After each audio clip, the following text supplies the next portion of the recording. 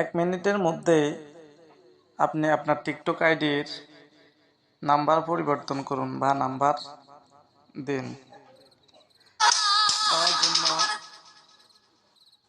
দেওয়ার জন্য আপনি ক্লিক করবেন মেন আইকনের মধ্যে।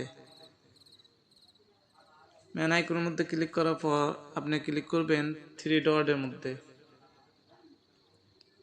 থ্রি ডটের মধ্যে ক্লিক করার পর আপনি ক্লিক করবেন ম্যানেজ অ্যাকাউন্টের মধ্যে।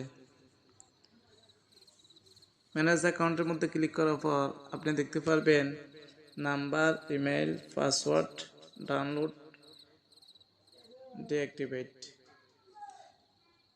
এখন আপনি যদি নাম্বার পরিবর্তন করতে চান তাহলে আপনি ফোন নাম্বারের মধ্যে ক্লিক করবেন।